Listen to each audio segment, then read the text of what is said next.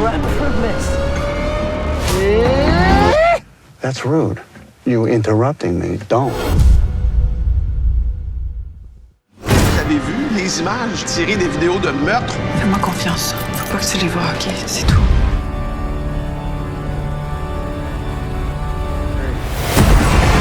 You hear it? It's insane, right? Art the clown. I'm something different.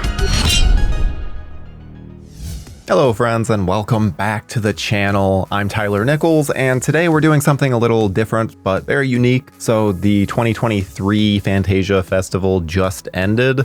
That's in Montreal every year. They have a lot of great movies from, it's like horror and sci-fi and everything in between. And there's a lot of good stuff that comes out. This year in particular has been just phenomenal. And I was lucky to have been able to cover it virtually. There's just quite a few movies that were really, really good from this year. So I really just wanted to be able to talk to you about them. However, I do just have to stay outright. There was weird stuff going on with the festival this year. So I did not get I didn't get some of the heavy hitters. Like I did not get Sacrifice Game or Suitable Flesh, two ones that I really, really wanted, or Late Night with the Devil.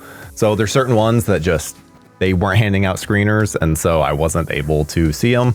Hopefully I'll be able to watch those, you know, when they actually release, because I know both of them should be coming out this fall. And yeah, either way, I'm really looking forward to both of those. It's unfortunate that I wasn't able to see them because they were my most anticipated of the festival, but that's just kind of how it works sometimes. But let's get into some of the stuff that I did see from the festival. First up is a Judy Greer film called Aporia. This one's real interesting because it's essentially brings up the concept of being able to shoot an energy bullet into the past. So then you can essentially change time because you can kill someone, which then obviously any of their actions then would change. So she does this in order to save her husband. Really high concept, and it's very, very interesting throughout. I can't say enough good things about how they handle the more sci-fi elements.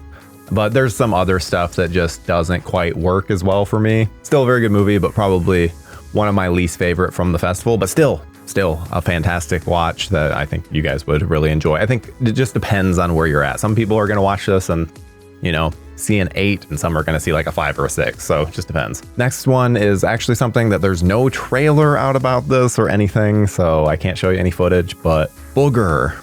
And yes, I know, it has quite the title. This is a film about loss, and I think that the least you know about it going into it, the more interesting it is as it unfolds. You just have to know that it's someone dealing with loss, and there's some body horror elements with it, but it's not anything too intense. It's this girl essentially becoming a cat, but it's a lot more metaphorical, and I don't know. It's very good. It doesn't go like crazy Cronenberg-y with it.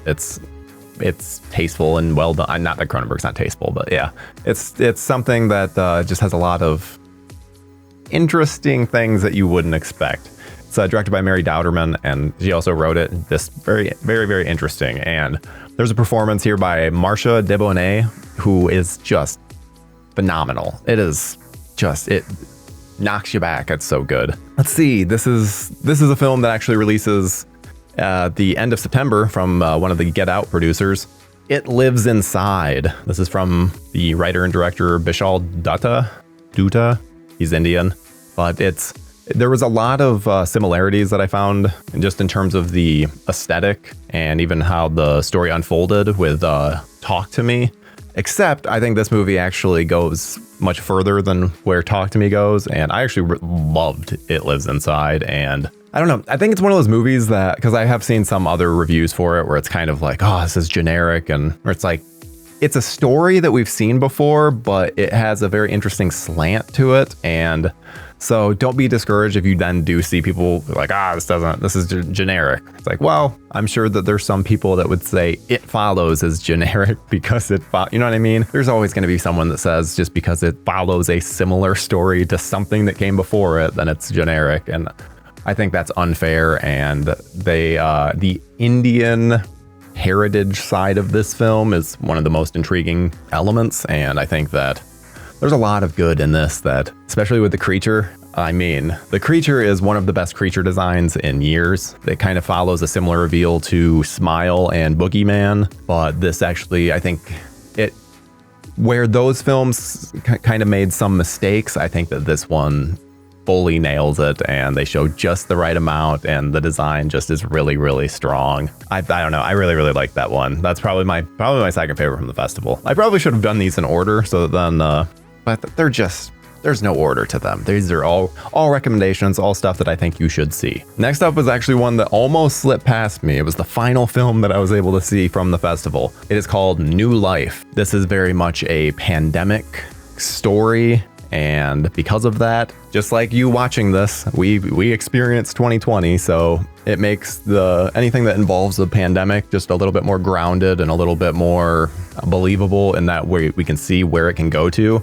And so this one, it takes some interesting turns. You don't really fully know what's going on for a little bit, and just it's interesting. I think that if the lead was stronger, I would have really, really loved the film, but the lead's kind of generic, and so she just kind of slips through the cracks a little bit. And for this kind of role, I think you kind of need to have a little more personality, but it still worked fine. I still really enjoyed it. I don't know why the hell I'm bashing it, but finally, God, I am flying through these. Actually, we won't do finally. There's one that I'm going to mention. The only reason I didn't really mention it was because it actually released like right when the festival started, and so it's been available digitally for almost 2 weeks now. Sympathy for the Devil. This is a Nick Cage and Joel Kinnaman movie, and if you want to see Nick Cage do his Nick Cage thing, I think that you'll enjoy where this one goes, because yeah, he goes nuts. The story itself is really interesting. It's definitely a slow burn, and I don't know, I just really, from start to finish, this one just, it'll constantly have you going, what? And I like that when it comes to a movie where Cage is doing this kind of thing. So that's available now, so you guys can absolutely check that one out. And then finally, this is my favorite movie of the festival, and this is going to be in my, top 5 films of the year when I do my end of the year list, because it is that good.